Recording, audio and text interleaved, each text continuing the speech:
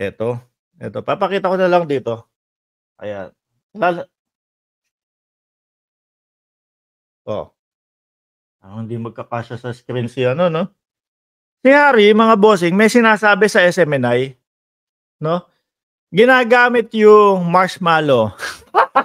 Gago! Ipinapanakot sa tao yung marshmallow o yung marshalo daw po. Pakinggan niyo mga boss ha. Pag talagang hindi magtagumpay ang kanilang charter change, ang tingin ko ang plan B ay marshalo.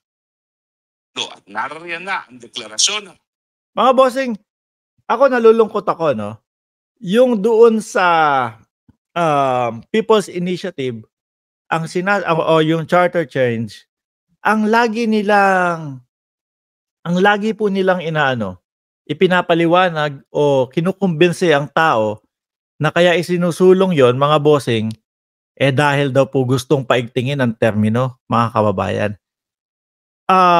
Meron akong nabasa mga boss, na kumbaga yung kapagka po nangyari nga po yon, halos 5 years din po ang aantayin bago maging effective yun.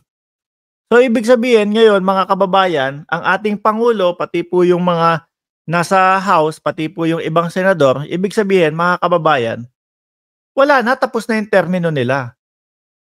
So kaya nagtataka ako bakit ipinipilit nila na sinasabi na para ma-extend yung kanilang termino. Samantalang hindi na sila magbe-benefits nun. Bagkus ang talagang nakikita kong dahilan mga boss, para po sa ekonomiya ng Pilipinas, 'no? Para po sa ekonomiya ng Pilipinas. Ituloy na natin itong pag-marshmallow ni Harry. presidente na nag-aanits na ng teritoryo ng China. Ang pag-aanits po ay isang pamamaraan ng paglusob na dahilan para magkaroon ng deklarasyon ng martial law. Unahin ko muna. Kayo po mga kababayan, 'no? Although hindi hayag ang paglusob yung nakikita natin sa China, mga bossing, o yung pag-a-annex na sinasabi, pero sa atin po yun 'di ba? May naipanalo na nga po yan na yung tawag dito, yung isla, pag-aari ng Pilipinas, mga kababayan. So ngayon, nagtatayo sila ng mga base militar nila diyan. Ano tawag nyo dun? Hindi ba pag-e-extend nung kanilang teritoryo yon? Hindi po ba totoo yon? No? So sinasabi, siyempre, kapag katapos na po, pag nag-a-annex o lumulusob na ang China, mga kababayan, invasion, kasunod na daw po yung marshmallow. Gago! Siguro, ang akala nila, mga boss, maniniwala pa yung taong bayan. No? Doon sa kanila. Maniniwala pa yung taong bayan doon sa marshmallow nila. Biruin mo, no? SMNI, saan ba to? Pulso ng Bayan, SMNI. Habang ako'y nasa China, ang ating presidente ay nasa Germany at Czech Republic. Ako'y nabahala dun sa isang binitawang niyang salita. Of course, parang mas nababahala kami sa iyo habang ikaw ay nasa China kaysa yung nasa Germany at Czech Republic ang ating Pangulo. Yung pagpunta ng Pangulo sa Czech Republic, nagbitaw po ng salita ang presidente ba o prime minister. Ang pangalan is Peter. Basta ang spelling nun is P-E-T-R. Kung hindi ako nagkakamali, presidente ng Czech Republic, natutulungan daw po tayo na mas maging modernisado yung ating armed forces, mga kababayan, no? Pero kapag kayong nando sa nasa China, si Harry Roque, parang mas nababahala ang tao do kaysa do sa mas nababahala siya kaysa na nasa Germany o nasa Czech Republic ang ating Pangulo. Ilang mga salita niya laban sa China, doon pa lang sa Australia, no? Pero dito sa Germany, abay sa kauna-unang panahon, sinabi niya, ang China daw ay nag-a-annex ng teritoryo sa Pilipinas. Ako'y nawindang. Hindi ba? Hindi po ba? Hindi po ba nagpapalawig ng teritoryo, mga kababayan? Kayo po ang sumagot dyan sa comment section. Naipanalo na nga natin yun kaya dapat ipaglaban na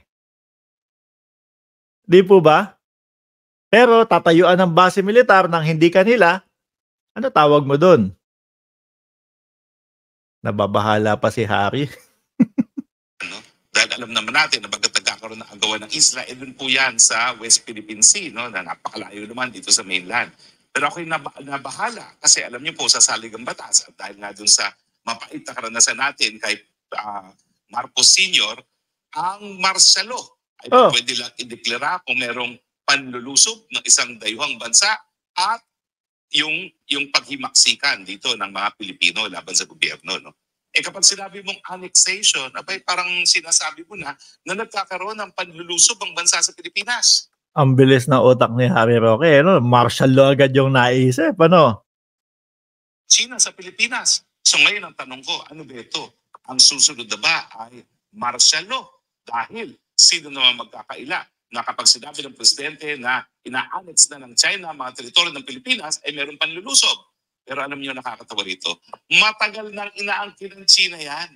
Nasa mapa nila yung mga inaangkin nila mga Wait! Matagal nang inaangkin ng China at matagal nang nasa mapa daw nila. Iiwanan ko po sa inyo yung tanong na yun, mga kababayan. Ilagay nyo dyan sa comment section, mga bossing. No? Ano po ibig sabihin ni Harry Roque doon? Nasa mapa ng China yung mga isla na yan. Iba po kasi yung tumatakbo sa isip ko eh. No, matagal nang nasa mapa ng China yung mga isla na yan. Iba po ang tumatakbo sa isip ko, mga kababayan. Para sa akin, sinuko na ba talaga? O tanggap na nila na sa China yung mga yon? Yun lang po ang tumatakbo sa isip ko, mga kababayan. Kayo po, i-comment nyo dyan sa comment section kung ano yung naiisip nyo, kung ano yung ibig sabihin ni Harry Roque doon sa nasa mapa ng China, no? Yung mga isla na yon. Muli po, ako'y magpapaalam na, mga boss, chief, amo, sir. Maraming salamat dito sa pag-stay nyo sa ating live stream, mga kababayan. Don't forget to subscribe, like, and share nyo na din po. At yun sa mga bagong pasok lang po, mga bossing, maaari nyo naman pong panoorin ito ng replay. Muli, maraming salamat and God bless. Bukas po, 11:00 ng umaga.